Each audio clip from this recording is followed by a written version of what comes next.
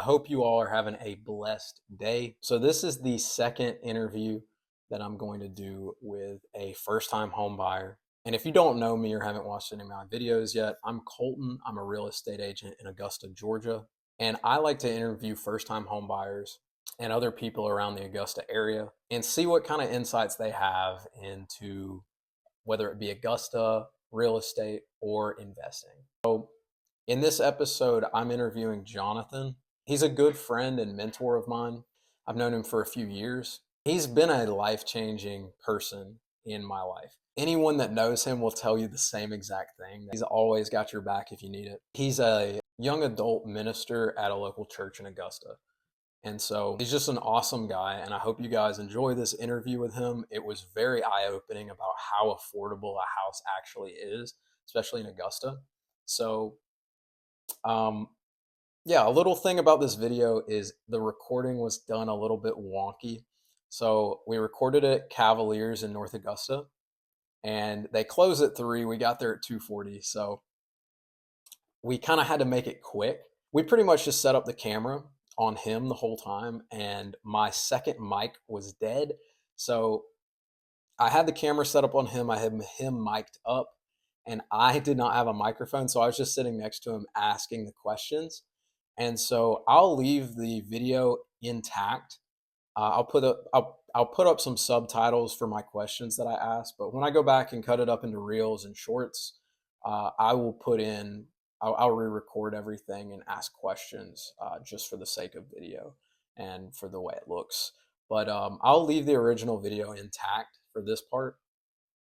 But yeah, let's get to the interview. Like I said before, it's enlightening just to see how much, or just to hear his take on how much a house actually costs and how affordable it actually is, from him being a renter to moving to owning a house. So if you enjoyed this video, hit subscribe.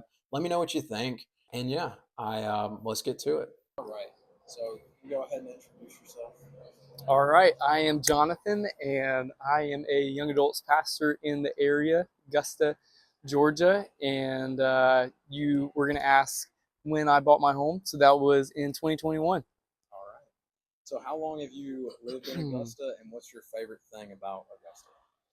So I've lived here 3 years consecutively. I was born and raised in Augusta. I've lived here for most of my life, but have been in a number of other places. And in God's providence, He's brought me back here. I'm thankful for that. But I would say one of my favorite things about Augusta is really kind of the recreation, the parks, the rivers that we have here. I love going to places like Hammond's Ferry and just walking, being by the river there, or going to the Savannah Rapids, places like that. Contrary to many other people who call Augusta Disgusta, I think we have a lot of great things to offer here. And I do say that, again, as someone that has lived in other uh, larger cities like Raleigh, Durham, lived in Marietta, close to Atlanta area, Wake Forest, and enjoyed all of the other places. But even going those places and coming back, I think we have a lot to offer here. It's a good blend of large and small feel of the city. Right. So, what's the abridged story of buying your house? All right, so in 2021, I had already been living here a little while. I'd moved back to Augusta from Marietta, Georgia. I was renting with a couple of other guys, was working full time at that point in life. And at a certain point, someone said, you know, you could buy a house. Why don't you just buy a house instead of renting right now? And I said, I hadn't thought about that because I've saved money, but I think like many other people, I didn't realize that buying a home is not as complicated as people make it out to be. And you also don't have to have an exorbitant amount of money to do that. Either you can simply pay 3 to 5% down on the house in order to purchase the house. And so when someone kind of shared that and I realized that was the case, I started looking. Awesome. So, how did you prepare for buying a house? Well, one, I got a realtor, got in touch with someone from the church, and began to kind of search and look at different places that I would want to live. And before that, of course, I'd been saving, trying to be someone who saves in general. and just tried to ask all the right questions along the way to see what I need to know and learn throughout this process. What do I need to get in order uh, in place before I actually start this process? How can I get pre-approved for a loan? And how do I even do that and begin that process? Gotcha. So, what do you wish you had known about financially buying a home? Well, I alluded to it earlier. I wish I had known that it was as simple and easy as it was. That you only have to put 3 to 5% down on a house. So, for example, if you bought a house for around $200,000, you only have to put 3 to 5% down, meaning you only have to pay up front that amount of money on the house. You don't have to have $200,000 to buy a house, which of course I knew you didn't have to have that much to purchase a house initially, but I didn't know that it only required 3% down initially to start that. And that was really helpful um, from the get go to know that. So, what was the biggest surprise in your home buying process? I think honestly, the small things of owning a home, there are many small things that you have to take care of when you own a home. And you don't really realize that until after you have moved into the house. I think it would have been helpful to know what it's going to take in preparation for buying the home. I mean, you have to have a lot of different things inside of the house. You got to get new furniture. You have to have a lot of different appliances. You have to get different equipment to take care of the yard. You got to have a lawnmower, shovels, rakes, all kinds of different things when you actually buy the house. It's different taking care of a home when you own it than actually just renting, because you have a landlord or you have someone else doing that. And of course, I always knew that I would be the one taking care of the house, but it takes a lot more than you would expect. But it's also an incredible privilege and joy to do that as well. So upkeep, that takes a lot, and that also takes a lot of money as well. So maybe that's one thing, is knowing that it takes a lot of money to be able to take care of those small things for the house. Awesome. So, what would you say the biggest surprise you encountered during the home buying process? I think I've again alluded to it earlier, is just the simplicity of it, that it really wasn't as difficult as many people make it out to be. I shared with other people that I had a really good real estate agent who helped me out a lot throughout the process.